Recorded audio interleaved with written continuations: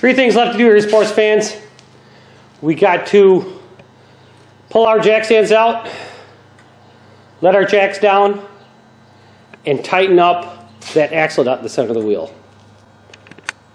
No torque specs here, sports fans. I don't have a torque wrench. I do not have a 3/4 inch drive torque wrench, nor do I have a 1/2 to 3/4 adapter. And I don't have any 1/2 inch sockets that's big enough to go on this nut. So what we're just going to go is, the torque spec we're going to use is really tight. Okay, I'll just stand on it. And, goddamn, about a foot away. And I weigh 200 pounds. And so that's 200 foot-pounds on there. That ought to be plenty good. All right, sports fans, this is where we find out if we did anything wrong, the test drive. And one other thing I thought I'd mention, I haven't done this yet, and I'm not going to do it until after the test drive, but right in the center of that one lug nut, or center axle nut, there's kind of like a keyway there. And you're supposed to dent down this nut to keep it from spinning off. I'm not worried about spinning off in just a few miles, so I'm not doing it until I know everything's okay. When I'm done with my test drive, I'll come back, I'll retorque these lug nuts, and I will stamp that in, stake that down there on that nut so that nut can't spin off. I can't imagine it spinning off. I've never had one of those nuts come off easy, even when I'm trying to take it off. So let's see how the test drive goes. All right, sports fans, I did a brake job when I did this job, I also did a brake job. And whenever you do a brake job before you drive the car, make sure you pump up your brakes, because you are not going to have any braking action, okay, at first, because you have to pump them caliper pistons and pump them pads all the way to the rotors. So you especially don't want to be backing out of a garage without pumping up your brakes, because your car won't stop when you expect it to stop, and you can hit the side of the garage, the door jamb, okay? Now let's see how this car sounds, see if we actually fix the problem. Okay, here we go.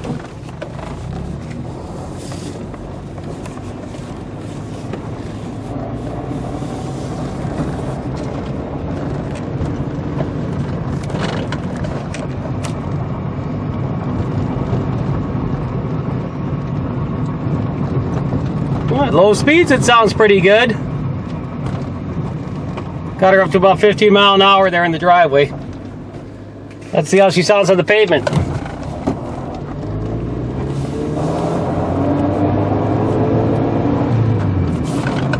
This car's got a little bit of a noisy transmission, so you have to be able to differentiate the transmission noise from the wheel bearings. I do hear a slight bit of noise, and I believe what that is actually is those bent up, banged up brake dust shields rubbing against the rotor. I would imagine they'll get kind of ground away. It sounds like it's barely touching, and that'll probably get ground away as time goes on. If it doesn't, I can pull a wheel off and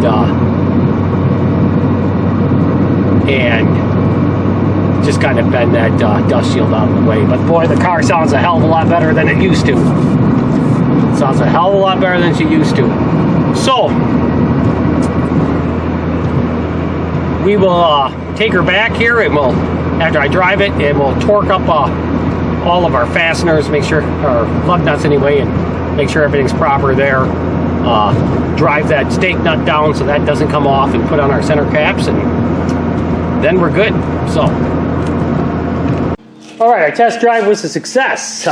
Made a little bit of noise, but I'm sure that's just from the backing plates, the dust plates rubbing against the rotor. I'm not too concerned about that. Them backing plates for dust plates were just bad to hell to begin with. But I'm gonna feel this hub now to see if it's hot, and because if it was really hot, that would mean that your calipers are sticking. It's a little warmer than I'd like it, but it's nowhere near too hot to touch. I did do some amount of braking. I don't think it's too bad. Let's check the other side.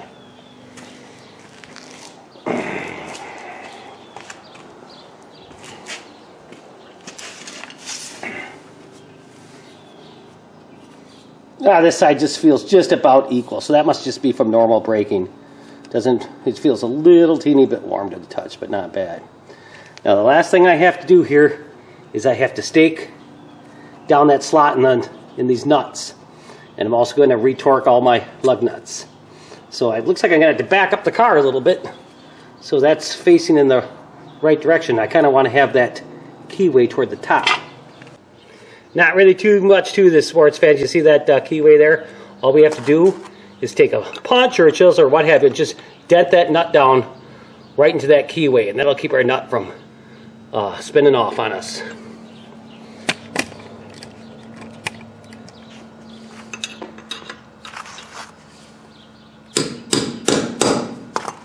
That's all there is to that. Now what we'll do is we'll just quick retorque our lug nuts.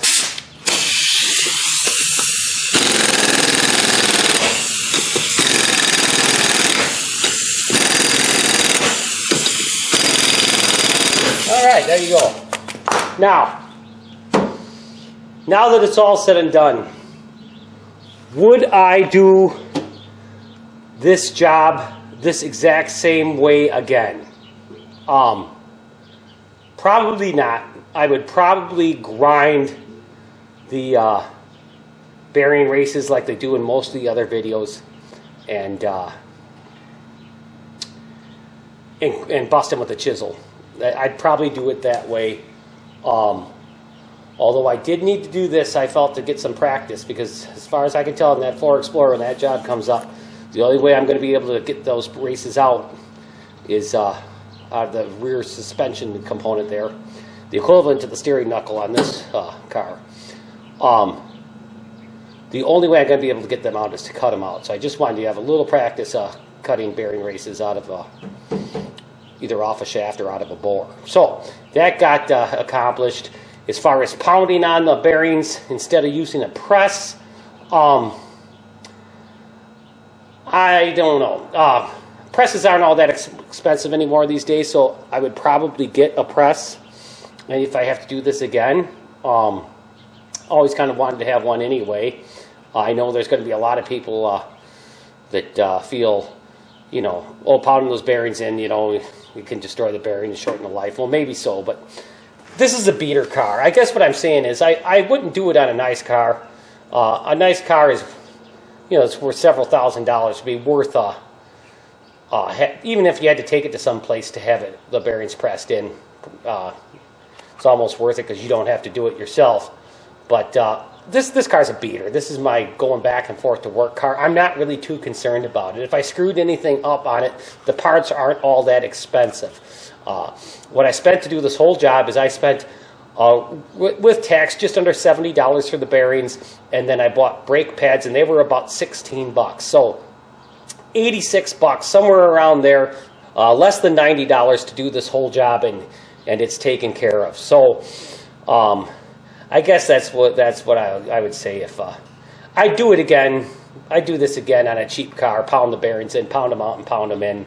If it was a good car, you know, 5 years old or less and had only 50,000 miles, I definitely wouldn't do it. I'd have the bearings pressed in. I might even take them to a professional shop and have them press them in. But, geez, this whole car is only worth $1,000. So I'm not really too concerned about doing everything exactly proper on this car.